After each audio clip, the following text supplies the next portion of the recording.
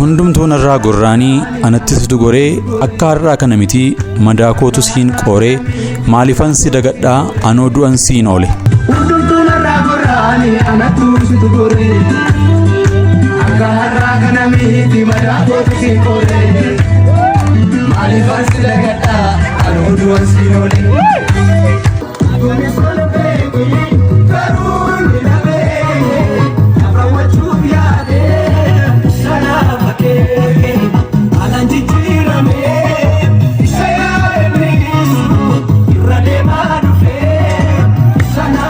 qaama saalaa isaa hundeetti irraa murte.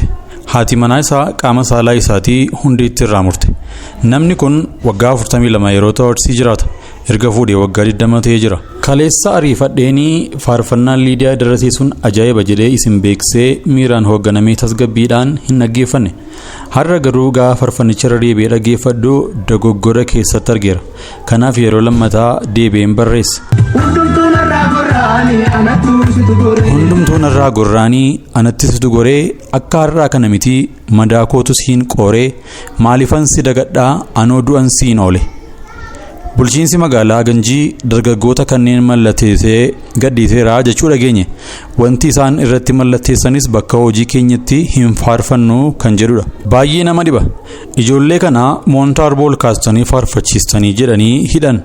Akka odeeffannoo argannetti ijoollee kanarra reebicha hamaan illee ga'ee jira.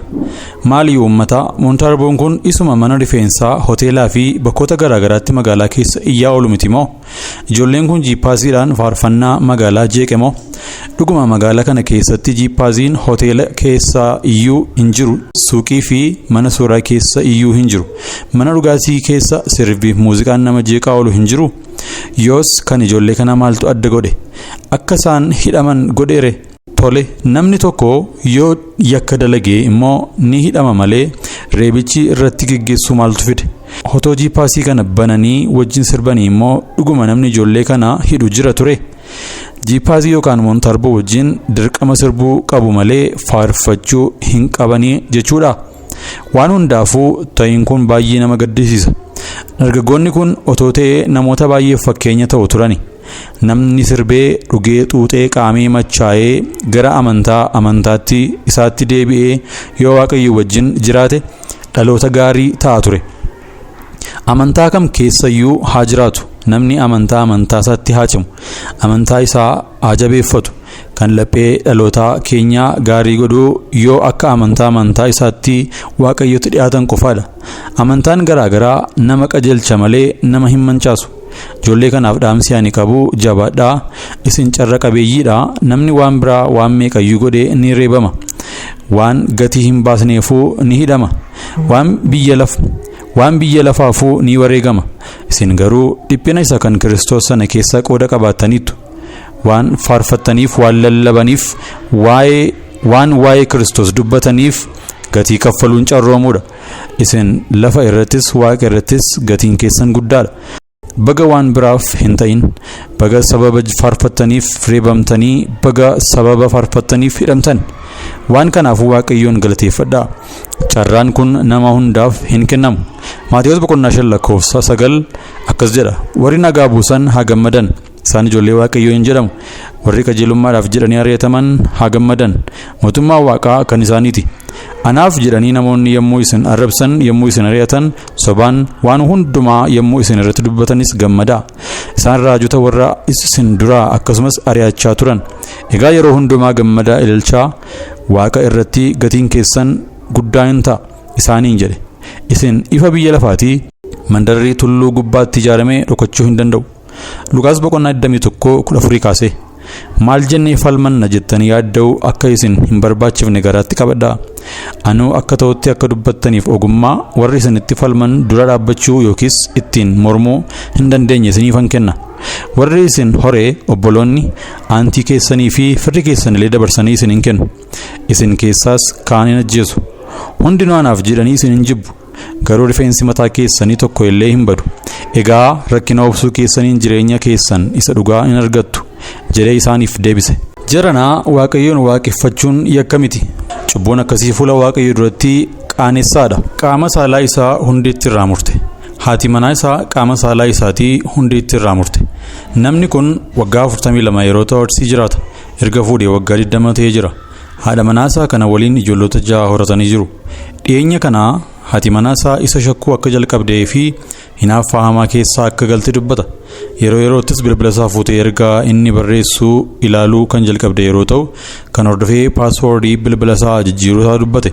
Kun immoo caalaatti kan ishee aarsee haati manaasaa torban 6 dura walakkeessaa halkanii sa'aatii 6tti lafa inni rafutti haaduu yookaan cuubeedhaan qaama saalaa isaatti guutummaan guututti hundeetti irraa murte. Erga qaama saalaa isaatti irraa murtee booda baatee kan fiigdee si'a ta'u duukaa fiigeen qabee jedha namni kun. Walitti bu'iinsa kanaan waca ture dhagaanii namoonni ollaa isaanii jiranii fi hidhattoonni hojii isaatii tibbirmatanii turtii sa'aatii 3 keessatti hospitaala Asallaatti geessan. Erga hospitaala Asallaa ga'anii booda gartuun ogeessota fayyaa kan Dr. Fiqaaduu Habtaamuutiin durfamu yaala baqsanii hodhuu taasisuu fi eegalan. Dr. Fiqaaduun akka dubbatanitti qaamni isaa kun walqixxaatee hundeetti haaduu qara qabuun akka irraa murame turedha. Yaala baqsanii hodhuu kan sa'aatii 3tti fudhateen qaamni saalaa isaa deebi'uu fi danda'ee jira. Yeroo ammaa kana sirriitti ittiin fincaa'uu irratti argama. Ganama kan boquusaa ol qabatu si'a ta'u qaama walquunnamtii saalaa gochuudhaaf kun agarsiistuudha jedhamee jira. Ogeessi yaalaa kana taasisan Dr. Fiqaaduun akka jedhanitti walquunnamtii saalaa raawwachuudhaaf baatii 2 hanga 3 itti fudhachuu danda'a. Namni qaamni saalaa isaatii irraa murame deebi'ee kun afgaaffii seefuu waliin taasiseen kan dura ijoollee 6 qaba. Kana booda ammoo 16 dhalchaa jedheera. Haati manaasaa badii kana raawwattee to'annoo jala ooltee seeraan qoratamaa jirtis jedhamee jira. Dargaggeessi gara biraan tokkos kana duraas magaalaa Finfinneetti qaama saalaa isaa ofirraa muree yaalii taasifamuufiin ni yaadatama. Kaleessa ariifadheenii faarfannaan Liidiyaa Darasee sun ajaa'iba jedhee isin beeksisee miiraan hoogganamee tasgabbiidhaan hin dhaggeeffanne. Har'a garuu gaafa faarfannicha irra deebi'ee dhaggeeffadhu dogoggora keessatti argeera. Kanaaf yeroo lammataa deebi'een barreesse. Dogoggorichi maalidha seetan? Nama warra mudaa namaa odeessaa oolutu dogoggora qaba malee anoo faarfannicha keessatti dogoggora hin argine. Maal dhalooti kun akkam mudaa walii qofaa lakkaa'uu jaallatan jedhan. Yeroo darbee yeroo faarfattuun Liidiyaa kun hoobilan jedhu sana hojjettee namni waa'ee ishee hin maxxansine jira. Ana dabalatee beekaaf wallaalaan xinnaaf guddaan wal harkaa fuudhee itti duulaa ture. Har'a garuu yeroo isheen waan gaarii hojjettetti warri kaleessaa ajandaa taasifataa turan sun waa'ee ishee deebi'ee hin dubbanne. Dhaloota kufaatii walitti quba qabu malee gaarummaa walii dubbachuu hin beekne taane. Akkuma yeroo darbee namni dogoggoree sana ajandaa wal godhannutti yeroo namni waan gaarii hojjetus maaliif wal hin jajjabeessinu? Faarfannaan haaraan amma Liidiyaan Darasee hojjetti sun ajaa'ibadha. Maaliif sheerii hin taasifneefi? Anumti iyyuu asuma FB koo irratti iyyuu yoo xiqqoo yaada negatiivii qabu wayii maxxansu girrisaan eessaa akka dhufee akka koomentii irratti na arrabsu hin beeku. Garuu gaafa yaada gaariif qajeelaa ta'e maxxansuu iddoo isheen galtuu hin argu. Barruudhuma ani amma barreesse kanayyuu dubbisee otoo hin xumurree kan na arrabsuu kana meeqa laata? Lakkisaa wal haa jaallannu, waan gaarii ta'es waliif haawwinu. Wal kuffisuu qofaaf dhamaa'urra dogoggora waliis jaalalaan wal hubachiifnu. Nama qeequunii fi nama arrabsuun salphaadha. Beekumsas hin barbaadu. Kanumaaf walumaa galatti yaadi koo hammeenya walii qofaa miti. Gaarummaa waliis haa odeessinu. Haa shaakallus. Hin shaakalamaa shaakalaa. Hundumaa keessan nan jaalladha. Warri ani isinitti barreesses dhiifama. Seensarratti barreeffama yookaan sagalee akkasitiin kan jalqabee akka dubbiftaniif malee yookaan akka dhaggeeffataniif malee faarfannaan dogongora wayituu hin qabu.